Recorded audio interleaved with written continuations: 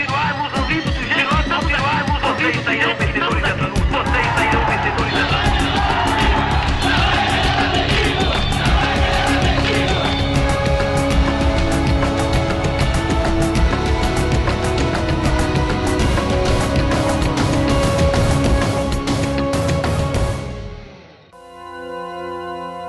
A origem do circo pode estar na China. Pinturas de acrobatas, contorcionistas e equilibristas de 5.000 anos foram descobertas no país. Essas práticas circenses serviam para treinar guerreiros. Malabaristas e paradistas estão em pinturas no Egito. Leões de terras conquistadas eram exibidos em festas militares. Eram os primeiros domadores. Os sátiros faziam rir a plateia na Grécia, o começo da tradição dos palhaços. Panis et circenses, o pão e circo, era o espetáculo para a plateia do Coliseu na Roma Antiga.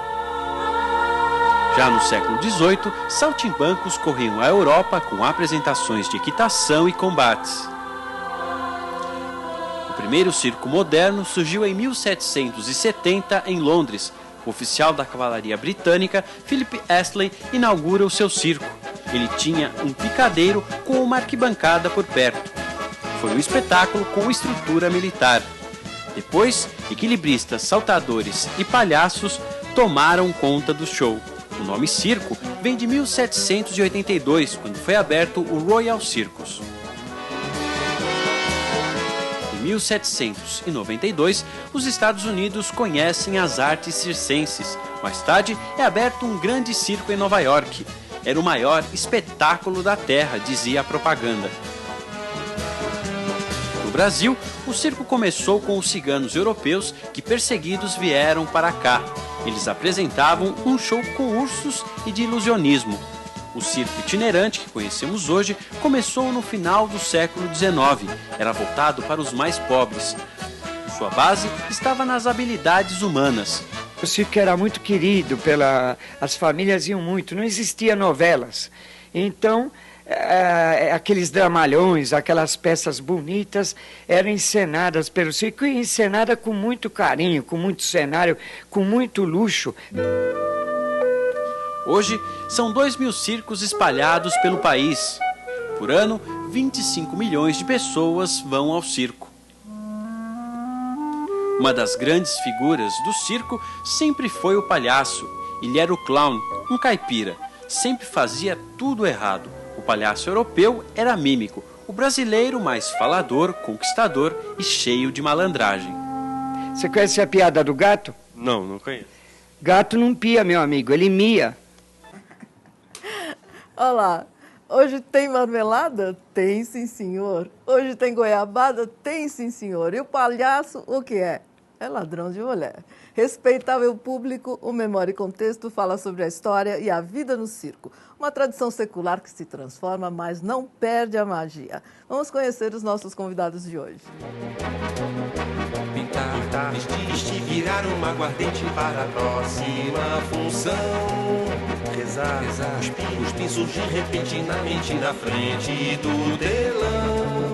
Mais um dia, mais uma cidade pra se apaixonar, querer casar.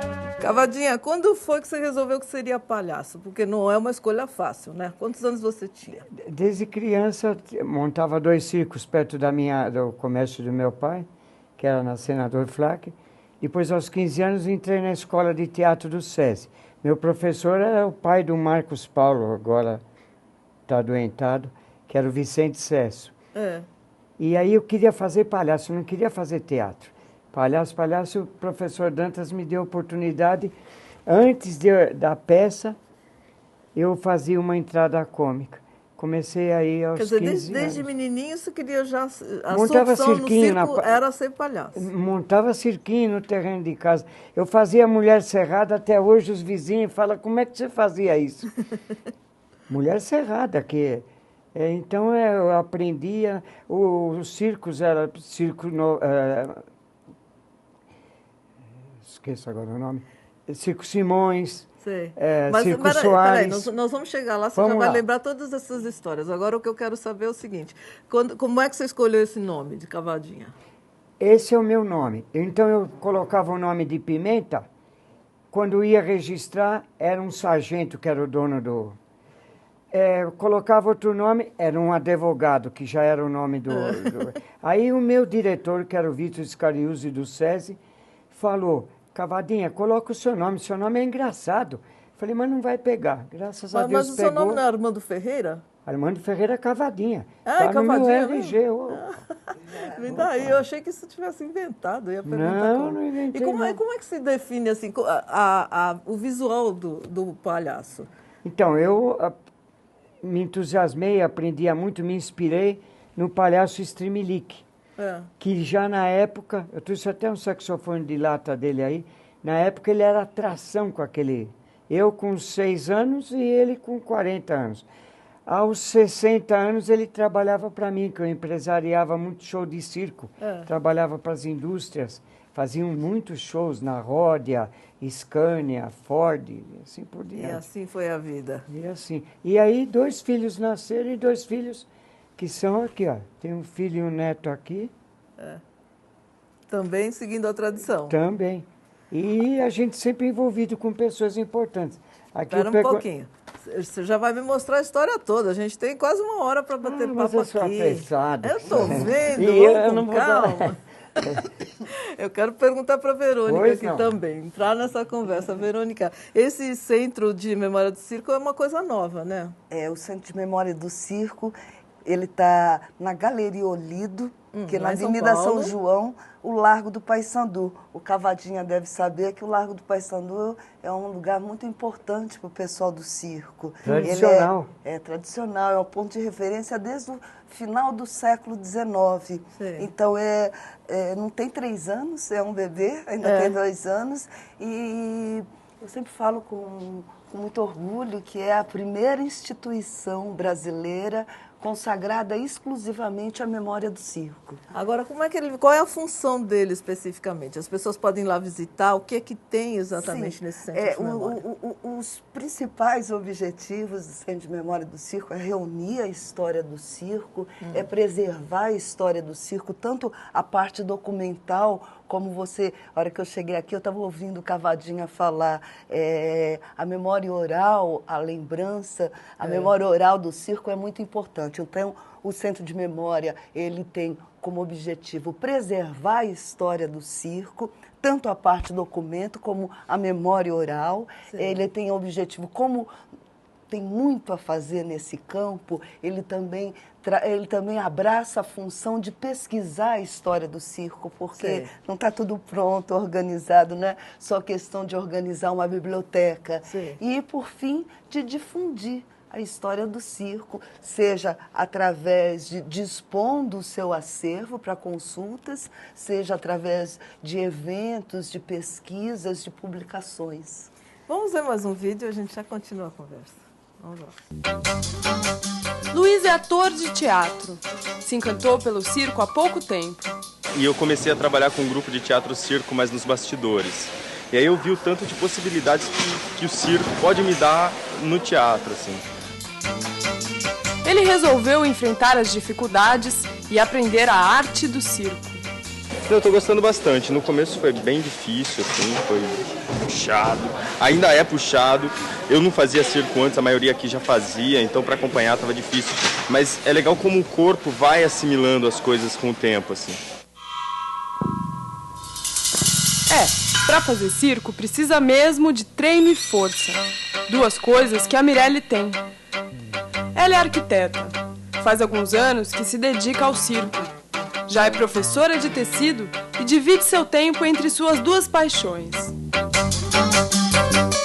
Eu estou trabalhando meio período, né? Antes eu trabalhava período integral com arquitetura, eu estou cada vez mais diminuindo o meu tempo na arquitetura e estou cada vez dedicando mais ao circo, assim. Acho que é meio esse caminho que tá rolando. Pessoas diferentes com o mesmo objetivo. Eles são alunos do CEFAC, Centro de Formação Profissional das Artes Circenses. É como uma faculdade de circo. Lá, o aluno aprende de tudo para virar um profissional completo.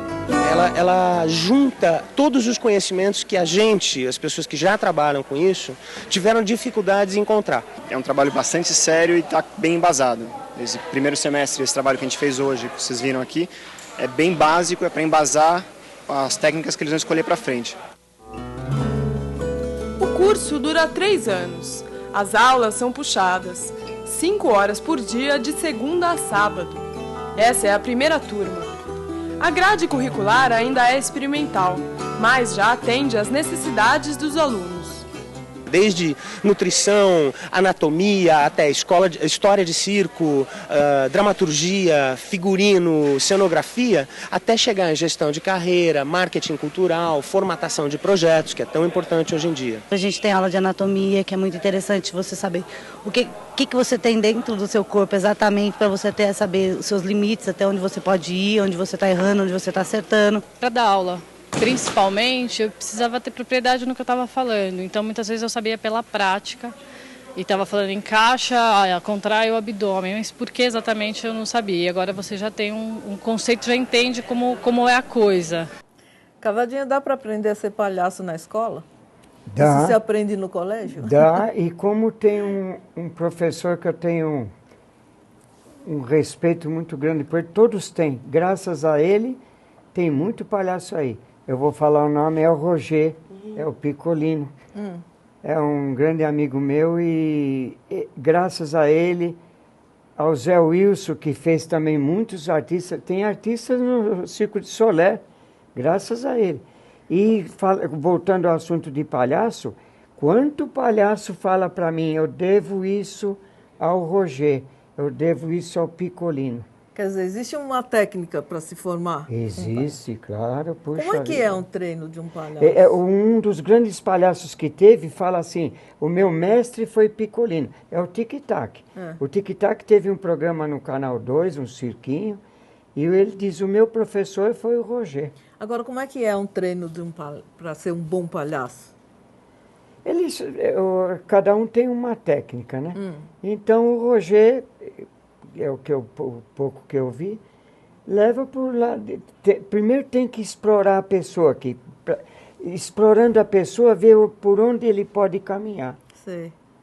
O seu treino, como é que é? Você treina até hoje? É uma coisa que precisa estar constantemente estudando? Quando tem que estudando? ensaiar alguma coisa nova. Eu me orgulhava quando dizia assim, quando algum palhaço dizia, eu trabalhei para presidentes da República. Não trabalhar direto, mas alguma promoção que o presidente fez. Graças a Deus eu já tenho 2 presidentes na minha lista e dois governadores, que é o Jânio Quadro e o Laudo Natel. Então eu tenho. Então, se prepara assim. Os filhos meus, eu tenho 2 filhos que fazem palhaço, né? Sim. A própria função de ir trabalhando, respondendo a sua pergunta, isso aqui. 2 moças ligou para mim falando assim, nós fizemos a faculdade de comunicação, se formamos e não sabíamos aonde trabalhar. Achamos de começar a fazer festinhas de aniversário. Começamos a fazer. Só que o muito que nós tira de riso é uns 10 minutos. E nós fomos numa festa onde o senhor durante 1 hora tira riso de criança até adulto de 90 anos. Tem escola para isso? Falei, tem. É a própria vida, é o próprio caminhando. Nós já vamos continuar a conversa. Pois não. Espera um pouquinho só, porque agora é hora de música. Tá bom? Vamos lá? Pensei que era a hora da Verônica, que eu quero ouvir ela. Tem hora para todo mundo. E agora a gente vai com os meninos aqui. Vamos lá, o que vocês vão tocar? A gente vai tocar uma música que chama Canção Guerreira, que é uma música que a gente lançou em 2011, num single. Está disponível no site da gente para baixar lá. Tá bom, tá bom? Lá.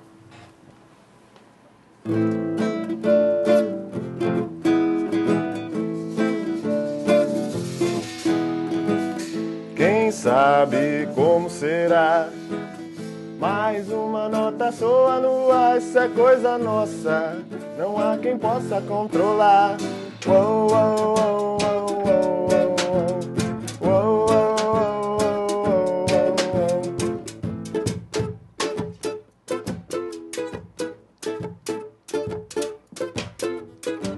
E o sentimento vai tão longe, a gente não se esconde, é inevitável cantar. Sem documento, carteira, sem era lembeira, sem pecar, sem pagar. Sem te pagar, mas eu não me intimido, eu falo, eu também falo, eu mesmo pago o castigo. E é uma forma toda, eu nem chamo no meu ouvido, eu quero ser quem sou. Peito aberto de pé, como o canário do reino, que canta com beleza e axé. E voar bem alto pra onde quiser, eu quero olhar pra tudo, tudo, tudo, tudo. E um novo dia chegará. Novas notas na voz popular, velhas melodias vou lembrar. Cultivar pra sempre deve dar evolução. Música é minha missão, me guiar para onde eu queira. Minha fé, minha razão, me guiar pra qualquer lugar que eu queira. Correntes não amarrem o meu corpo, a minha canção que é guerreira e não há de se calar. E mano, desde 1960 que o Sabiá tenta do urubu se libertar, e o mundo livre já deu a letra. Quem precisa de ordem, para que precisar? Ouvi cantar um som na janela estreita da lei, eu levantei pra ver. E cada nota tocada era um raio de sol